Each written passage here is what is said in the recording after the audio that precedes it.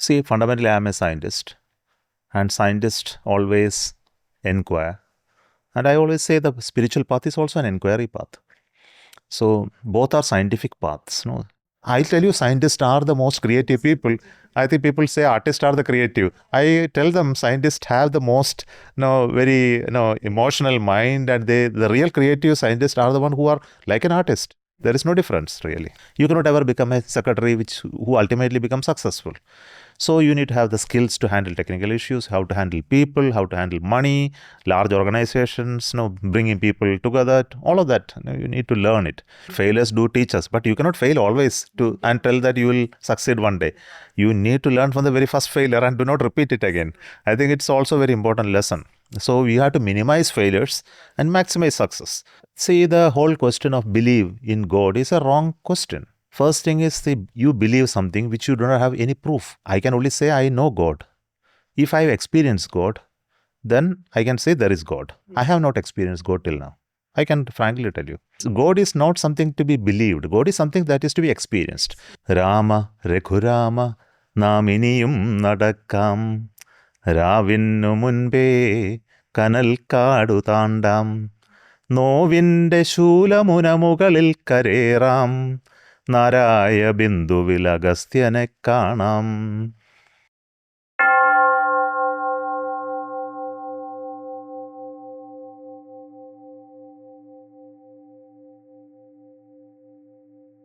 Hello, everybody.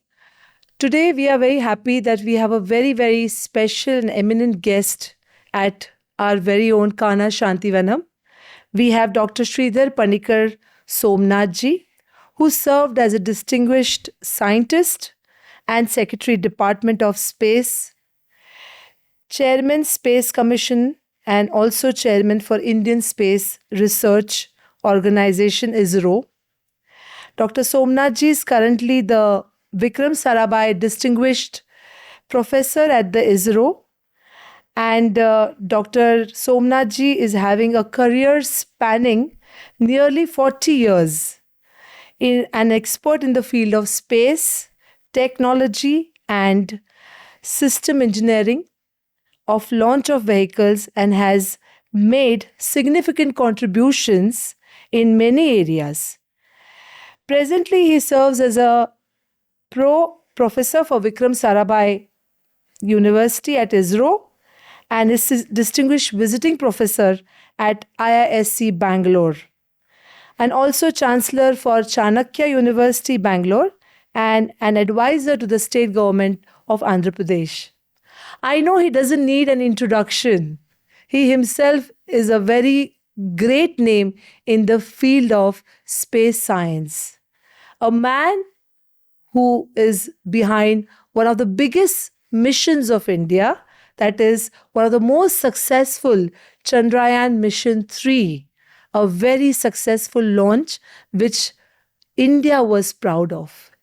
He is also very well known for his very special work in rocket LVM-3, which he was the main captain, the project lead, and which he was responsible for the success of rocket LVM-3. So we are very happy that we have Dr. Somnath at Kanha Shanti Vanam's headquarters of Heartfulness Institute in Hyderabad. Namaskar, sir. Thank you. Namaskar. We welcome you to Heartfulness Institute. Thank you so much. So, sir, I want to start with one small question, because a lot of people look at you as a great role model in the field of space science, technology, engineering, research, especially youth, and of course, all over people all over India and world. So if people want to know Dr. Somnath, so how you would like to present yourself as a person, as Dr. Somnath? I really don't know how to do that. No, I know. In fact, I am what I am. Primarily known because of the work that we did in ISRO. And ISRO is a teamwork, not really on individuals.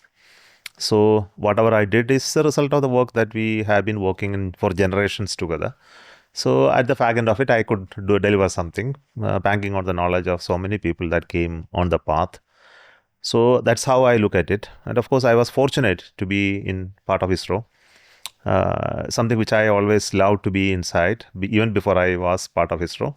So that gave me an opportunity to develop myself, gave responsibilities that really helped me to develop systems and learn from many people.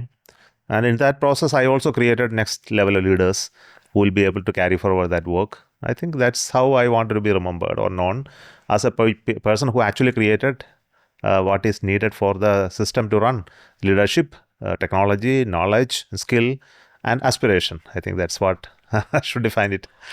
When I went through your bio, I saw that you were a topper right from your school and you belong to a small place from Kerala.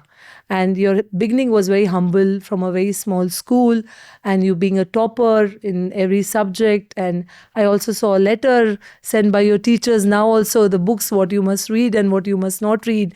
And I also know that your father has played a major role in developing you what you are today. So, would you like to give some glimpse about your childhood and your success and your schooling, because a lot of youth, they definitely want to know about it. Describing my early life as humble, I really didn't realize it at that moment because it was quite a natural place to be there in a village setting, in a normal school, in studying in Malayalam medium. That was really great at that moment. And that was only the world which I knew. Of course, now I can, if I look back and they'll compare with the current generations, what they're exposed to, it has been a very humble thing. So I will say that the environment was really good. That's why I could excel in education and become school topper, etc. Primarily because of the thrust on education from my family. Everybody felt that no, all of us should educate well, because that is the only way to save yourself Right. from being in a life which is mediocre to a great life. Right. I think that message was very clear. Though my parents were not educated that very high, though my father was a school teacher, my mother not even past the 10th standard. Okay. So, but then they were having a habit which was wonderful, like reading and general knowledge awareness. It was very high. Even when reading classical novels of the world, I think that culture was there very much. Doing things on our own was very much there in the family. So, primarily coming from my father and mother, it helped to create that type of ground for me and my sister. Both of us excelled in education while we were studying. And second is not education alone. Current generation, see students, children are being pampered to do, become first and excel. None of that pressures were there in the early ages. So I was never pressurized to become the topper, or not there was any tuition or anything like that to become the topper. Absolutely. So I think it was all in making, primarily coming out of the love for all that we did there, especially reading habits that was cultivated at the early age. Now, I think all that goes to my father because he was a school teacher, and there are many school teachers, but all of them are not like that. Right. So it is a passion that he showed, even talking about stars and talking about, showing us the constellations and things like that. So I owe quite a lot to him. So I also heard from the story that he also used to do carpentry at home, and he used to do tree plantation, which you were like very much inspired. So you actually learned from the practical exposure what your parents give at home. So do you think this sort of skills are necessary now for the youth? And do you think that gap is there and it's missing right now in the current generation or current educational system? Well, coming to current education, I will comment on it later. But then, in a life that is village life, I think you have to do all of this, right? Because you have cows at home. Right. You need to clean the cow shed, remove all of that. You have to bring grass for the cow. You have to go do that, and you have to plant the plants, seed, sow them, collect the vegetables for your own, for cooking. Right. Sometimes I also cook. I was made to make dosha or whatever. Make the dough, all that you have to do at the part of the family, because we had a joint family. Right. It was just not father and mother alone. Their uncles and so many people stayed in a big house. Right. So in such a situation, the responsibilities were varieties of responsibilities that comes in addition to studies. And that becomes a part of life. I think today for the present generation, the conditions are different, and you have small families. You do not have an surrounding that and allows you to do all of that. So I can't blame them that they are not having that experience. But there are different experience at this moment. I think the only thing that you can tell the children is to get exposed to all those experiences. See, I felt at my early childhood, I had a passion for music, but nobody sent me to study music. No, I You realized still have that passion? Yeah, I went and studied for music much later in my life. Okay. I had a passion for drawing and cartooning. Okay. I realized it many years later. Okay. So I can tell you that my childhood didn't allow me to explore those passions because there were no surrounding ecosystem to allow me to do all of that. Right. So today the present generation has a Would you like to pursue career in singing now? No, this is not a career option. It's a passion that keeps you, so that you love so many things. So I went for a formal course on music for 2 years. No, that's not for singing, because I was always fascinated by music, and I understand how the ragas work and what is the structure of it. Wow. Talas work. So as an engineer, I wanted to study music. Now, so we are so lucky we have also creative scientists in the house. I tell you, scientists are the most creative people.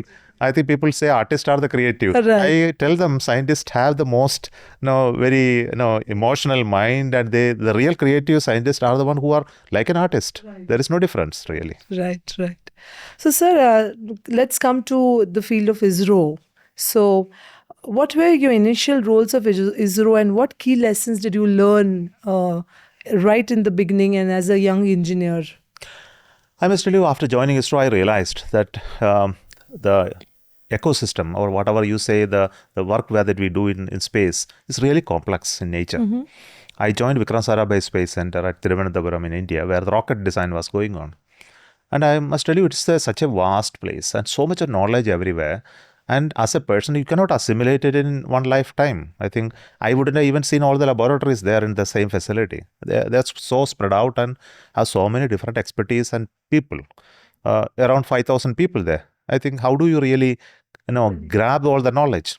So the beautiful part of ISRO was that at that time there were a lot of reviews going on, and there is no formal teaching to you. There's an interesting, ISRO don't teach the young engineer how to handle the complex system. They don't even conduct a course also. In my time now, it's at least something new things are there.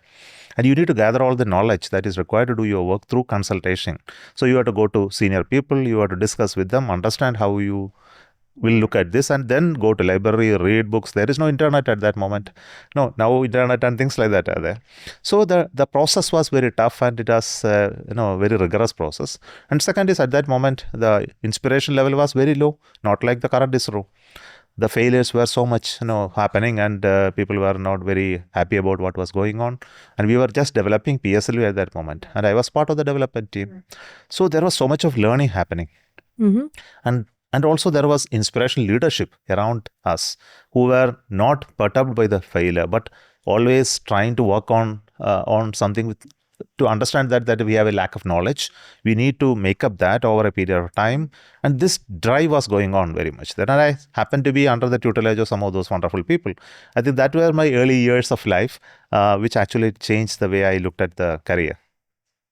So, how did your responsibilities and mindset change when you moved from being a technologist to the chairman of such a big mission? What were the challenges? Nothing changed. Nothing changed? Nothing changed. I still am a technologist. Uh-huh. Chairman and ISRO Secretary is more of a bureaucratic work, running an organization. But then, I can tell you that I was chosen, or rather I was selected much an early age to be a possible person for this top job, primarily because of the maybe my leadership, my seniors found some merit in picking me, and I owe to them. I think they have found some merit in placing me at the right positions during early career. Unless you are put at those positions, you have those experiences, you cannot ever become a secretary who ultimately becomes successful. So you need to have the skills to handle technical issues, how to handle people, how to handle money, large organizations, bringing people together, all of that. You need to learn it. So, and in the absence of a formal training, this will be learned only if you actually go through it. So my seniors allowed me to go through that. I think that is the biggest thanks. I think that I have to give back when I was a chairman, I was ensuring that I give it back in the same measures to the next level of people who will actually take up the role, maybe a little later. So I must tell you that the change is not very substantial because I was knowing, rather I would have become, I wouldn't have become, but I was knowing one day I am going to be there. I need to prepare myself to handle it. It was very much there in the mind in terms of preparation. Right. So it involves technical preparation, it involves psychological readiness to handle it, all of that. I think nothing changed. I continue to remain as a technology person. I participated actively in all the technical activities while interfacing with the stakeholders. Who are the stakeholders? Government, bureaucracy, users, international organizations, all of that. I think that training, because of the training, I had no difficulty. Great. So, sir, when we learn from the failures, when we talk about Chandrayaan 2, which didn't happen, how did the Chandrayaan 2 experience influence your approach to problem solving and leadership for future mission? And how did it help to make successful Chandrayaan mission 3? The Chandrayaan 3 was one of those experiences. Okay, there are many much more complex experiences that we went through. Chandrayaan 2 was almost there and There, it landed yes, there. Let's say yes. the rocket did very well. Yeah. It actually put it in the right orbit. It went and reached moon orbit, Yes. which is again a difficult thing. Right. And you know, understand that rocket was the first time rocket, LVM-3. Yes, LVM-3. And reaching moon and captured on the moon, reaching a 100-kilometer orbit, almost doing all the landing maneuvers and reaching only 300 meters above the surface. All achieved in Chandrayaan 2. That most of that was covered. But then the last phase was an issue. And when we analyzed the data, we found there are issues. I think that revelation is very important. And once you realize there are issues, you need to be corrected. And this correction went on for almost 2 years prior to I became chairman. I think that process happened in the previous chairman's tenure. But then before you take plunge on the launch or the landing attempt, I have to seriously look at it, whether what we did is good enough, whether there are any gaps that are remaining, and how do you make it really foolproof, no? That under worst of the scenarios that it will not cause. I think that was a work which I did for almost a year to ensure that the rigor of doing things with an open mind, with a large scale participation, with a very critical approach of a non-negotiable approach, and then bringing in elements which will allow us, in case of any other failure, still the mission will be accomplished. I think these elements were brought in as my own contribution to that. And because of that, we were able to identify many more other failure scenarios which were averted by appropriate algorithms. I think that is something which I believe that the learning from Chandrayaan 2 gave to Chandrayaan 3 and specific contribution from my side. Without going into the specific aspect, because this is not being a technical discussion, I can't discuss all of that. Yeah. So that's why we heard yesterday when you were talking on the panel also, the failures actually helped you to build a successful Chandrayaan 3 mission. You learned a lot from that project and you were able to improve. That of course I agree, but failures do teach us. But you cannot fail always and tell that you will succeed one day. You need to learn from the very first failure and do not repeat it again. I think it's also a very important lesson.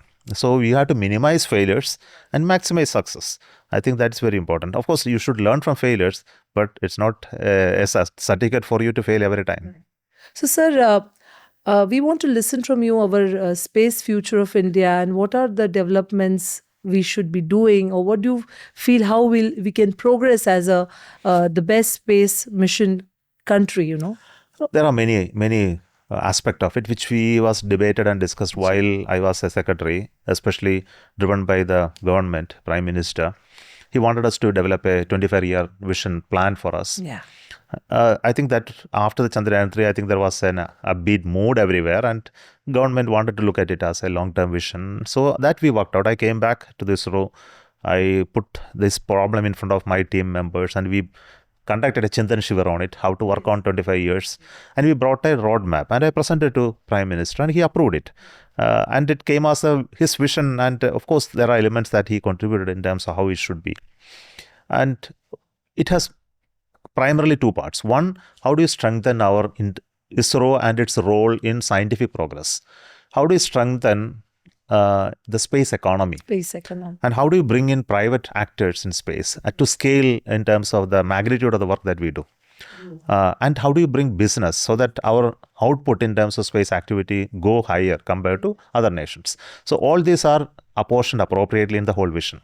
For 25 years, we said that ISRO's investment in space should increase as a governmental investment. It has been always frugal, small money. I think that money, now government has taken action to scale it substantially, maybe 2 to 3 times. Second aspect is to allow private people to come without any difficulty. So regulation, non-discriminatory in all participation. So we brought in a space policy, 2023. So it allowed everybody to come into space and Partner with the partner with government, ISRO. Then you bring in foreign direct investment in space, which has been deregulated now. Then we brought geospatial policy, allowing data usages in private. We opened doors of ISRO to private people to come and use the facility, and also testing everything that can be done here. Then we brought ISRO to move away from operational work to more R&D work, invest more money in R&D. And finally, we decided that we create a roadmap of high technology, like landing on the moon is declared as a goal, building a space station was declared as a goal, building new generation rocket of high capacity, extended human mission became a possibility. Chandrayaan series of missions were announced. Then I can tell you that we also have programs to build additional infrastructure in ISRO. Strategic capacity significantly increased through additional satellites approvals. So altogether, I think something like 50,000 crores worth of announcements done in the last year, 23-24 time frame. So that is one. And we can now see the result as private space startups, etc., almost 300 of them working and then showing results. Slowly, it's a slow and steady progress. So we see results now happening. Yeah. So let me come back to heartfulness and spirituality. You were here yesterday and you have been to various places at Heartfulness, Kanha Shanti Vanam. So please share your experiences, what all you liked and what is that touched your heart and this place. I request you, Nivedita, you should tell me a little bit about the place where we are. I think you are more qualified to speak about it. This is one of the best world's biggest meditation center is here, where 1 lakh people can sit and meditate together. Yeah. So that is a design which revered Daji has designed, and it is all his masterpiece, his design. And of course, we have a very state-of-art infrastructure here, where we have tissue culture lab, we have rain harvesting system. We have planted around 12 lakh or more trees here, one of the best sustainable projects in India. And you can see our cars, bikes are installed with solar panels. We have the best recycle units here. So nothing goes waste here. Whatever is used is reused and is recycled. So that is how we try to safeguard the nature here by, protecting the environment. And we try to see to it that we take utmost care of the nature, the trees around. And we also have a biocharcoal center where we have a biocharcoal research and development center of excellence. So this all are programs which are run here at Heartfulness Institute. And with this, let me tell you, we have people with a lot of love around. Lot of love, joy, peace, that compassion. Compassion, patience and kindness is what you'll find here. And if you come here, you'll say, I don't want to go back because of the people, the way we bond with people with love. That is because we are meditators. We meditate, and this has created one harmony in us. So we try to spread that same egregore amongst the people who reach to us. So that is how heartfulness is. And our star highlight is, of course, revered Daji, without whom this all is not possible. His blessings, his love, and the way he trains all of us, motivates all of us.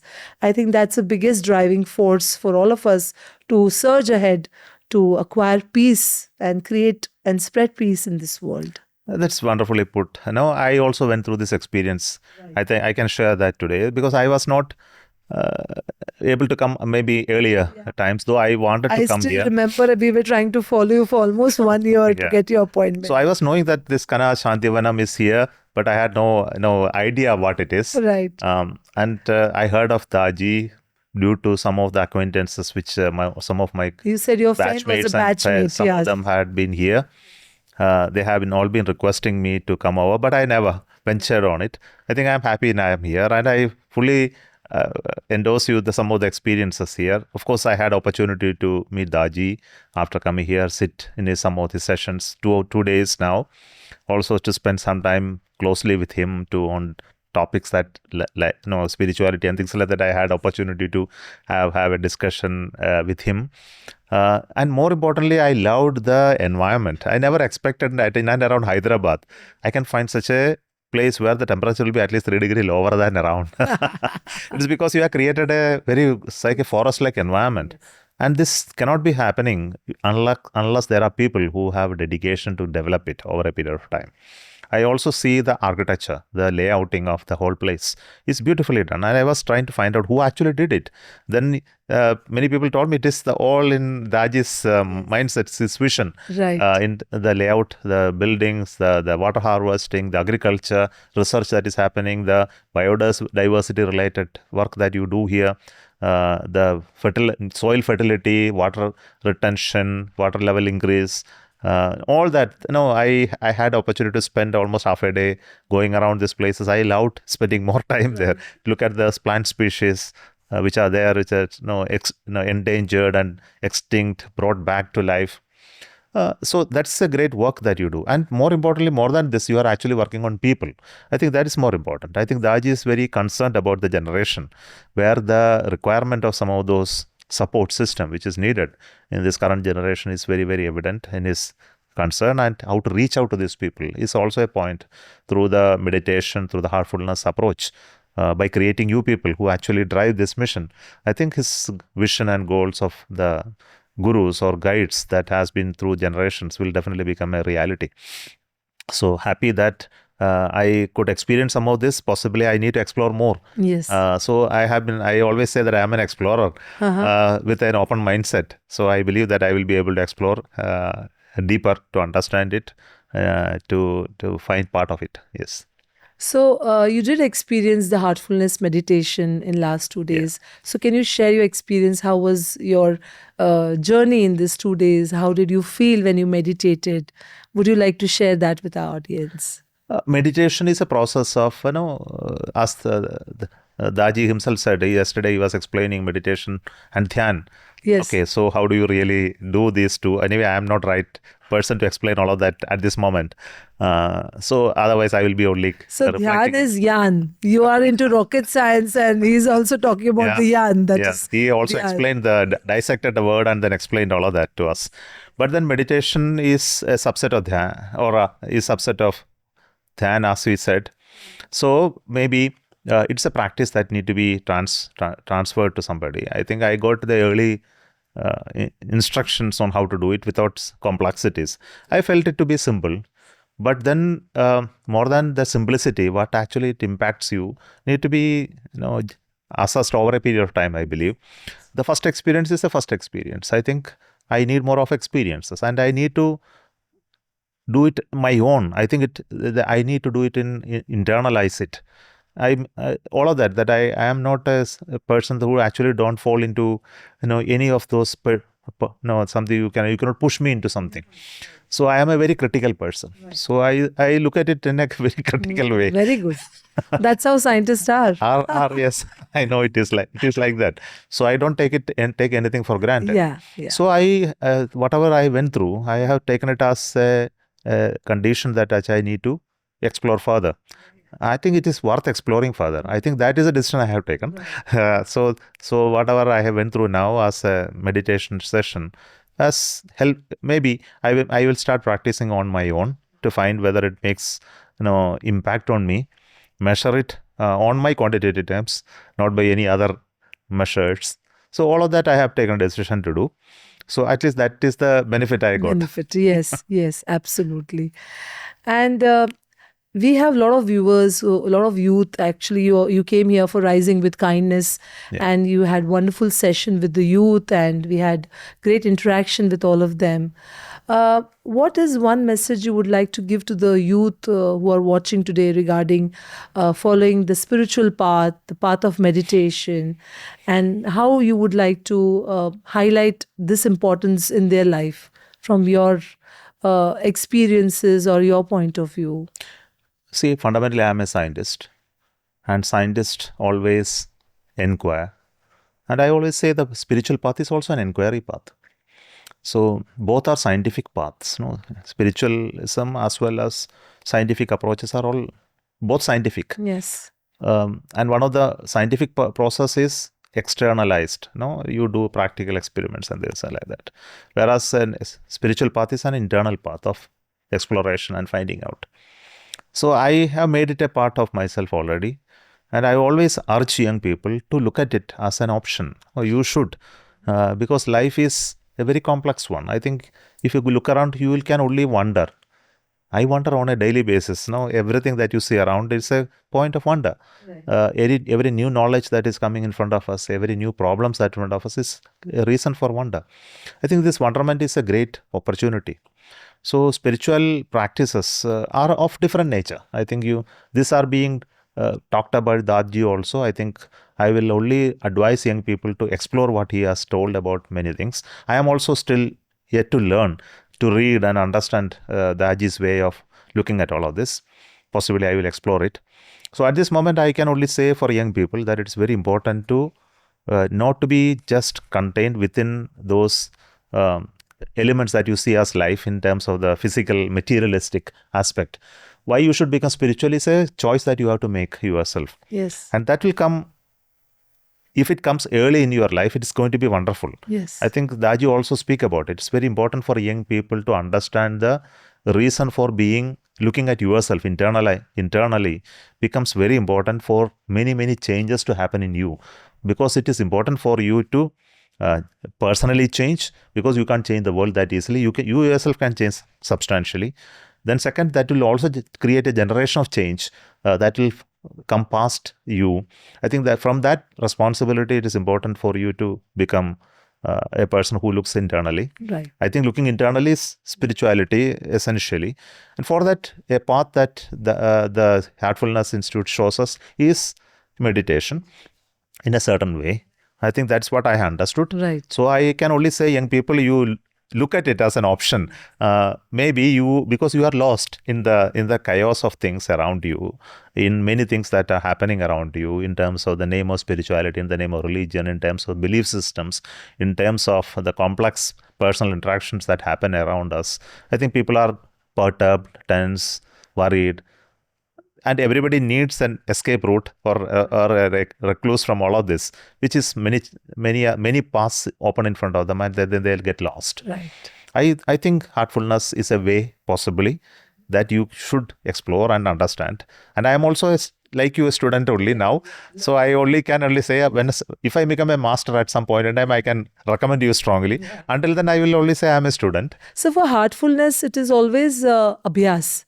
We always say you're a student every day. We always say heartfulness seekers, we don't call them as seekers, we call them as abhyasis, because we are learning every day. Every day is a journey of evolution, So that is what heartfulness is all about. So you don't stop learning. Heartfulness is just evolving and learning and becoming a better person, inside a better person. So one very candid question I want to ask you. Do you believe in God? I don't believe in God. Why? See, the whole question of believe in God is a wrong question. Mm-hmm. First thing is you believe something which you do not have any proof. Right. See, I can only say I know God. If I have experienced God, then I can say there is God. I have not experienced God till now. I can frankly tell you. Okay, so something which is not evidence to me, I cannot believe. So this, I surprisingly, I heard Daji also speak the same thing yesterday in our discourse. I think I really loved that, because this I have spoken about like this in some other occasion also.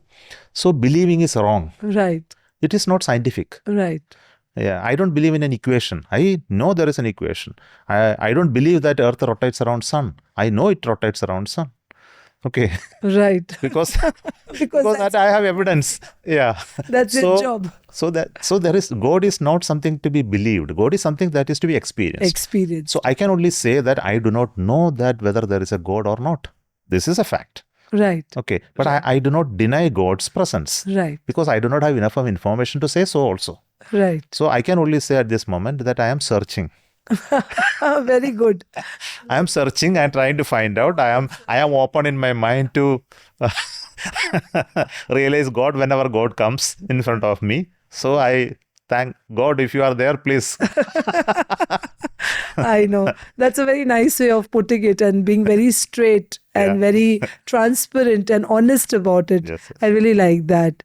So, any message you want to give to all our viewers before we conclude our podcast about your life, about your journey, and any tips you want to give people who are watching you, how. Yeah, I can only say people, young people, that life is such a wonderful thing. I think you must use your life to its fullest potential. I think this is something that is a blessing that has come to you. Mhm. It doesn't come just like that. I think you must realize that it is such a powerful, once in a lifetime opportunity that has come to you to experience this life in its fullest. Then question will ask, what exactly is that experience that you go through turmoil, getting food every day, going through work, getting trouble. I think you find beauty in all of this. Exactly. Yeah, in your work you find beauty, in your interactions you find beauty, in your engagement with everything you always be a child. No, just keep the joy of knowing things on a day-to-day basis. And I can tell you there will be no resentment Regrets. afterwards Yeah, if you I really know. do that. So that is very important. That is what is missing actually. We really need to track the youth and say, hey, enjoy each and every moment, whatever Yes. you are living, whether it is a challenging situation, whether you are facing or going through a bad day, try to handle it in a very positive and in a very, face the situation with a smile. I can tell you that life is like that. You will present you huge challenges. Right. In my life also I had enough of challenges that I cannot even explain to you. Right. But then every time that you become better, I can tell you, guarantee that every issue that comes in front of you, you overcome that, you become a better person. Right. You become definitely a better person to handle, to reflect, to see how you overcome that. You will feel very proud of yourself. I am very proud of myself that I handled so much of issues in my life. Right. Not Even by professionally, health personally. is, sometimes a Health is okay. problem. Health was also one issue which I enjoyed. I say that I enjoyed Handled it smilingly. Yeah, definitely. Yeah. Right. That is also a small issue, but there were bigger issues which are often you people doesn't realize that others what type of problems they go through. I think it is wonderful for people to really go through smilingly, reflecting on it at a later point in time, and becoming a better person. I think that's the best way that you can. So, but the Aji also told, I think I loved that you come back to remove, if you go with you go lighter. If you go lighter, you go off the emotional baggage. You don't need emotional to come back. baggage is not what he said. He also said that your unaccomplished dreams, when you have it, then you end up in a problem. I think you finish all your dreams now. Yeah, so that's You what he try said. You'll get stuck and you'll come Yeah, back you again. should not. You should not. Should not. That's what he's saying. Yeah, So you that should that complete. part I loved so much. That so you need to look at it. How do you really, find ways to meet your aspirations, goals, and work for it? I think it's very important. So I think, sir, with this, we really got to learn so much from you. Before I leave, I would like to ask, we would like to listen to a singer. I know you have learned music and No, I'm not a practitioner. But maybe one or two line Malayalam song, whichever you like, we want to listen to you. No, I'll sing a poem. I think that will be better. Okay, yeah. No, that's a poem written by Madhusudanan Nair. It's a travel of Rama along with Lakshmana towards Agastya hill. Right. Talks about its painful journey. Uh-huh. Rama, Rekhurama, നാം ഇനിയും നടക്കാം രാവിന്നു മുൻപേ കനൽ കാടു താണ്ടാം നോവിൻ്റെ ശൂലമുനമുകളിൽ കരേറാം നാരായ ബിന്ദുവിൽ അഗസ്ത്യനെ കാണാം ചിത നീണ്ട വഴിയളന്നും പിളർന്നും കാട്ടുചെടിയുടെ തുടിക്കുന്ന കരളരിഞ്ഞും ചിതയും അമ്പും നീറ്റീര തിരഞ്ഞും ഭാണ്ഡമൊലിവാർന്ന ചുടുവിയർപ്പാൽ പൊതിഞ്ഞും മല കയറുമീ നമ്മളൊരു വേള ഒരു കാതമേയുള്ളു മുകളിലെത്താൻ ഇപ്പോഴീ അനുജന്റെ ചുമലിൽ പിടിക്കൂ ഇപ്പാപശില നീ അമർത്തിച്ച വിട്ടു. You hold on to my shoulders and then press hard on these rocks of evil. He says to Lakshmana, ജീവന്റെ തീമഴുവെറിഞ്ഞു ഞാൻ നീട്ടും ഈ എന്നിലൂടെ നീ കൂടെ കരേറൂ. ഗിരിമകുടമാണ്ടാൽ അഗസ്ത്യനെ കണ്ടാൽ, ഗിരിമകുടമാണ്ടാൽ അഗസ്ത്യനെ കണ്ടാൽ, പരലുപോലത്താരമിഴിയൊളി പുരണ്ടാൽ, കരളിൽ കലക്കങ്ങൾ തെളിയുന്ന പുണ്യം, ജ്വരമാർന്നൊരുടലിന്നു ശാന്തി ചൈതന്യം. Agastya said to be the doctor who can heal the old age and then make you young once again. So there are so many beautiful elements that are built into this poem, possibly that I need to translate. Very nice, sir. Very good. It's such wonderful to listen to you, and you are singing it with so much of passion. It's a long poem. I sang only 2 stanzas. Right. So I think thank you so much, Somnath ji. You're really a very nice, kind, humble and gentle human being.